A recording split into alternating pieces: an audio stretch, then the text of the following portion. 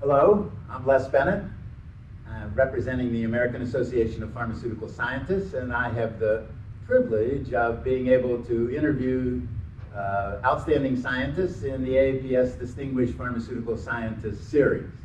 And today I have the honor of being joined by Professor K. Sandy Pang from the University of Toronto, a well-respected and well-recognized pharmaceutical scientist. And Sandy, welcome, and thank you for joining us today. Thank you, Les. So I'm going to ask Sandy a little bit about her academic history. I know she had her undergraduate degree from the University of Toronto and then was smart enough to come to UCSF and work there. But before Toronto, what's your background there? And then tell us a little bit about your postdoc after and your academic career, Texas and Toronto. Okay. So I was actually born in the Far East, in Hong Kong. At that time, it was a British colony. And I went to high school in a British colony trained by American nuns. So my English is like half-half. And after high school, I went to the University of Toronto, as you said, and I went to pharmacy school. And at that time, I also wanted to come to the US for graduate school. So I came down. I thought the weather was going to be much nicer, but it actually is, the first day I got to San Francisco, I caught a bad cold. And then, of course, as you know, I started working with Malcolm and stayed there. And thereafter, I went to work at the NIH with Dr. Jim Gillette. And I guess I went from kinetics to drug metabolism a bit, and by osmosis, learned a bit about drug metabolism. And my first job is at the University of Houston. And after that, I went back to Toronto, and I've been there for all this time. And you served as, were you department chair for a while, or is there a department chair structure? It wasn't departmentalized, but there is a chair. No, I wasn't departmental chair. I was the graduate coordinator for a little bit, and then when my colleague was on sabbatical leave, I stepped in and was the interim director of the Biomolecular Sciences Division for the last year. So I dabbled very little in administration, and it was enough. It's good to come back to the bench and write some papers and look after my graduate students. So Sandy has been very instrumental in making Malcolm Rowland and Jim Gillette look very good in terms of the publications she did during her work. And let's talk first about your really important paper on the parallel tube and the well-stirred model that really has had a big influence on the field. And just a little history and what Malcolm asked you to do and where it went. So when I came to UCSF, I guess I was without a clue what I want to do or my direction of research. And then all the research sort of came about during the last year of my graduate student days. And I guess it's because I learned that Malcolm came back from Manchester or the UK for his sabbatical, and then he said he was going to leave. So I said, I better buckle down and do some serious work. And so most of the research was actually done in the last 3 months of my graduate student days. So it was, I guess, it was, I felt that I was lucky in a sense that at the end that everything worked, even the hard GC work that I hated so much worked very well. So then I guess for some reason we call it the well-stirred model and the parallel tube model. And deep down we know that physiologically it doesn't make sense there for the well-stirred model, but for all intent and purpose, and it has a utility in pharmacokinetics. And so I guess it's stayed for a while and become a very well-cited paper. No, it is very highly cited. Mm-hmm. Okay, so then you did your postdoc with Jim Gillette at the NIH, and as you said, got into metabolism and made some important contributions there. Let's talk about what you did at NIH. Okay, so I sort of continued doing kinetics there. And during that time, I guess we made a seminal observation. And that is when a drug gets into the organ, like the liver, it is immediately subject to sequential metabolism. And then when I looked around the literature, very few people accounted for it. And so we started accounting for sequential metabolism at the time of formation of the metabolite. And so we published this work in 1979.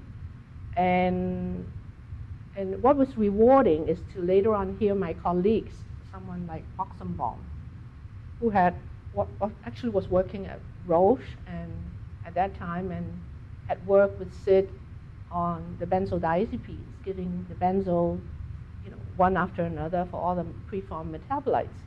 And then he told me he went back and looked at his data and started accounting for the availability fraction of each metabolite. And then, long and behold, he found that the data fitted better when he accounted for it. So it's really rewarding to hear someone make a comment like that and say, this observation really worked. And if people start accounting for sequential metabolism, they would be able to describe metabolite kinetics a little bit better. And after leaving gym, I think, and I went off on my own to the University of Houston. So my first job, I guess, was to write an NIH grant. And I was saying, if I don't get this grant funded, I'm going to be a stockbroker. Because if I devote as much time to research versus making money, I would do pretty good, I think, But then, unfortunately, my grant got funded. And so I was able to put some of the ideas, like looking at enzyme zonation, and then develop the method of retrograde perfusion to look at zonation of enzymes and so on. So one leads to another, So we looked at also transport barriers for metabolites that would distinguish polar metabolites versus very lipophilic metabolites. In the membrane forming a barrier for preformed metabolites to enter, and then causing different distributional characteristics, that kind of thing. So it opened up a new area of research. So I always tell the students about your retrograde perfusions. I think they were wonderful experiments. Did you do those in Houston, or were you in Toronto by the time? I was in Houston. Yeah. I was in Houston. So it really was an important, eye-opening series of experiments that I always tell the students about, that really showed that difference between the phase 1 and the phase 2 and the zonation in the liver, and it's something that I think you can be very proud of, and everyone recognizes that it was really an outstanding contribution. So actually, recently we revisited some of the old techniques of retrograde perfusion. We have been working on a chimeric mouse model in which the mouse liver cells were injured, and therefore they replace it with human hepatocytes.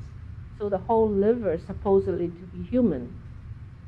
So the question I have is always, is the circulation intact? And what is the zonation? So this work is not published yet, but I am preempting myself to tell you this. You're telling that what happened is that the zonation was lost. So this is one thing that was lost. The second thing we did is to look at whether, by indicator dilution technique, whether the flow characteristic is preserved or not. And it was preserved, although the physiological spaces are slightly different. So sometimes it's interesting that the techniques you've acquired a long time ago, and then you come back to revisit it maybe 10, 20 years later, But it's still fun. So when you got to, let's talk a little bit about philosophy. I think Sandy is an excellent mentor of her junior faculty members that came to the University of Toronto. And I know this is something you really take pride in. Could you give us a little your philosophy of senior faculty, junior faculty, and what you're trying to do? Well, I think many of the junior scientists are very bright at our faculty. for example, one of your previous graduate students, Dr. Cummins, is extremely bright, and we collaborated on several occasions to get some work done, and she's an excellent scientist. But also, you don't want to overcrowd them, otherwise they really want to, of course, retain the identity. So I think it's to really plod along, and if they want advice, you give it to them. If they don't want advice, you shut up. I think that's the best way to do it. Good. But they usually want some advice. Yeah. And it's useful. So Sandy is the editor of the Biopharmaceutics and Drug Disposition, the journal. How long have you been at now? I guess it has been since the end, like at the beginning of 2008. So it's been 6 years. 6 years. And do you enjoy doing that? Yes, I do. It is a very small journal, and we try to make it into a drug disposition ADME journal in terms of just looking at biological data. So we have finally begun to do that, and triaging a lot of papers on just physical sciences, and or even simple concepts like bioavailability. So we are more into, I guess, looking at modeling and having more mechanistic insight papers now. And at first it was hard to maintain a steady flow, but I think now we have more papers coming through, and we have started to invite people to, I guess, contribute theme issues that would also be more citable and have a coherent theme as well. And I also know that you, because you asked us to provide, you've been putting some books together. I think those are AAPS books, or maybe there's others also. So tell us. Yes, I've edited a book that is a symposium on drug-drug interactions with Dr. David Rodriguez and Dr. Raymond Peter. And I think that was a book that we did out of, organizing a symposium. And the book was divided into first a kind of teaching session on what clearance is, what factors affect drug clearance. Then the second one is to look at examples of drug interactions, and the third one is on regulatory affairs on drug interaction. I think it was a good issue, and I've heard good comments about that issue, and it was a good experience for me. I've been asked to contribute to an advanced pharmacokinetics textbook, and I'm struggling to find time to really, I've gotten started, and but it has been very difficult to get going with that. But I intend to do that once I buckle down a little bit, I guess. So actually, Sandy, I'm trying to think back. I'm not sure we have had a Canadian pharmaceutical scientist in this series. You may be the first. I was trying to think back. So I think it'd be useful to talk about this, giant U.S. here and the Canadians, and you see the pleasures of being in Canada and the funding versus the U.S. and the, give our audience something about the difference instead of being a Canadian scientist and U.S. as you've done both. Okay. I enjoy living in Canada. I enjoy it because the students are more low-key. It's not so, I guess they are very good students, yet they are kind of low-key, and being a Canadian is always a little bit, I guess, milder in approach. I think that's the difference I can see between the U.S. and the northern neighbors. And I guess because of that, I guess we are not too moving too fast in many ways. But I think it's, in a way, it's very similar, except the Canadian funding is like a grant in aid. It's not funding the whole study. And so you have to write other grant proposals to add up the budget. As it becomes more difficult, and if you have 2 Canadian grants, you're really doing extremely well. And but nowadays, everybody is struggling a bit because funding money is very tight and it's kind of spread across disciplines. And so, like in the U.S., the funding percentage gets lower and lower and lower as well. How about in recruiting graduate students? Are you competing with the U.S. institutions, or are you generally, being viewed differently? I don't think we compete too much. The reason is because foreign students, students coming from the U.S. would be viewed as an international student as well.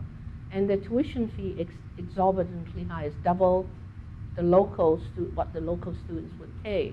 So from that perspective, unless the student is really very high caliber, or the student has a personal reason to move from the U.S. to Canada, that usually the transition wouldn't occur that much. But we often see local students or Canadians, and we have a small population of international students. The reason being, as I said before, is that the tuition is very high. So to support a foreign or international student, you have to give 150% of the budget for support.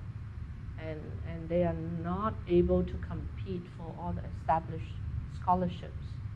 So you pretty well have to come up with the funding for the entire 4 or 5 years of their PhD program. So most of your students then are Canadian citizens?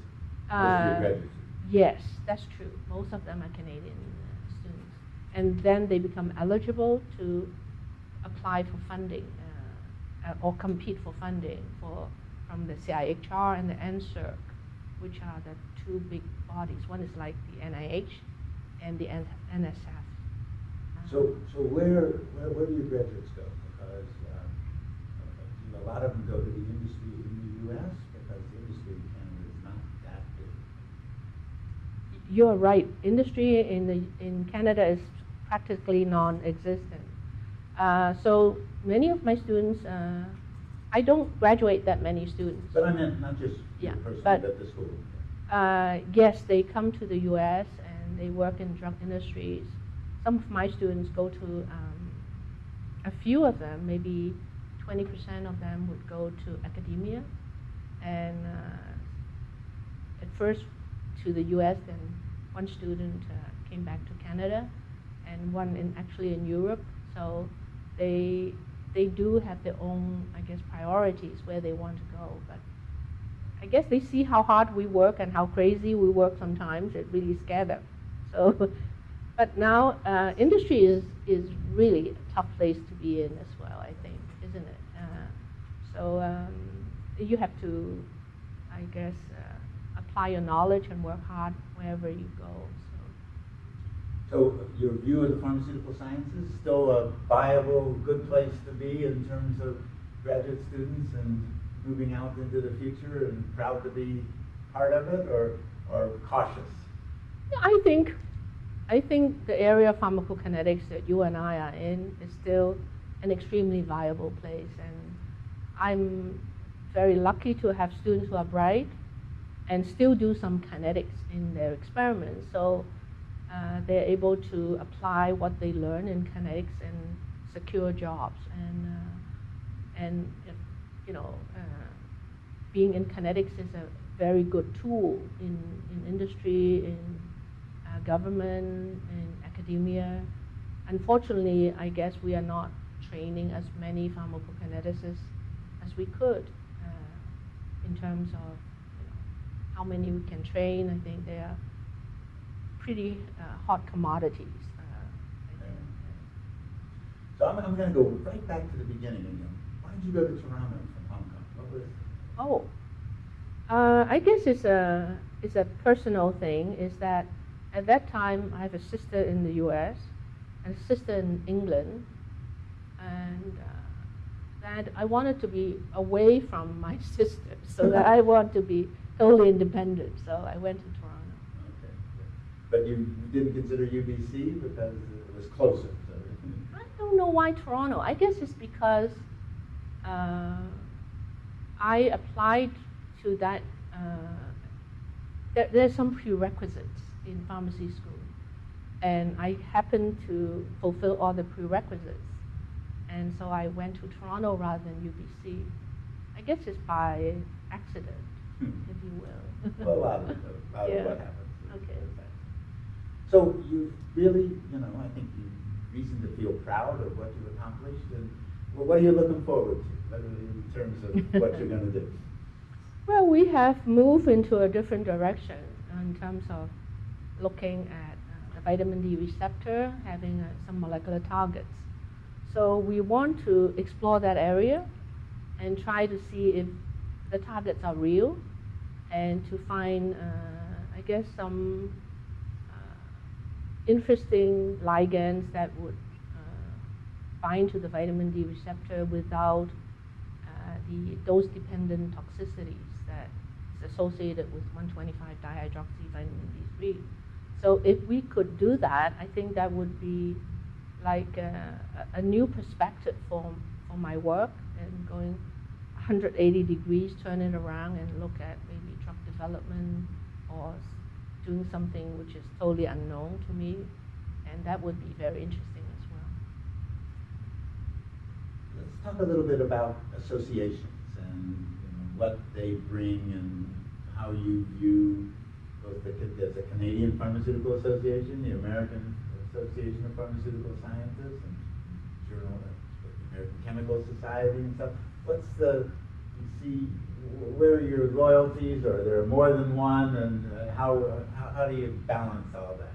Yeah, I feel I'm very drawn to the AAPS. I have great colleagues here. I ran for office here, and I was the chair, I guess, in 10 years ago or so, and it was a great association to have colleagues and come back to it every year and introduce my students to the same culture. I think now AAPS is getting more and more student affectionate in many ways, I guess, to have a lot of student programs for them as well, and that's really, really nice as well. Is there an AAPS student chapter at University of Toronto? There is. And we do invite fellows to come through and give talks and so on. But I couldn't go and give talks. They don't want me there. Yeah, well, nobody is a prophet in their own hometown. Yeah. And stuff like that. Mm-hmm. So tell us about, besides work, what else do you do? What do you enjoy? Well, I enjoy listening to music, and I enjoy traveling, and I enjoy, I guess, sometimes it's that the job is so filled with things to do, it doesn't allow me to form a hobby yet. I guess I would try to formulate a hobby when I retire and get to do other things, like, for example, maybe go away for extended periods of time and not have to worry to come back and do things. So I wasn't sure it's a sabbatical, but I know you spent time in Japan. Was that a sabbatical or were you just visiting for periods of time? I don't think I spent a year of sabbatical in Japan, but I was in Japan several times. One time as a visiting professor for UEG's Tokyo University, and other times to visit, to be part of conferences. But I was on sabbatical a few times. One time at UCSF, at the Veteran Administration Hospital with Al Jones. Then other times, I guess one time is just staying at home, just to clean up all of my workload, because I'm so nervous, too many papers and so on to write, and so I guess those are the only 2 times I was on sabbatical leave. I remember a dinner where I thought I guess it's when you were a visiting professor at UEG that we had a dinner together. So that's why I thought you were on sabbatical. Okay. So I've had the pleasure of knowing Sandy for a long time. I think I served as the chair of our orals committee. Is that correct? Do you remember back? I certainly was on your thesis committee. Yes, I think you were. And you were my temporary mentor when Malcolm was on sabbatical. So I remember coming to you and telling you that the radioactive lidocaine didn't work because the metabolite has also retained the radioactivity, and that is MEGX. Right. So, So Sandy, it's been a pleasure having you with us and sharing your knowledge and your background and experience with our listeners. And congratulations, and thank you very much. Thank you.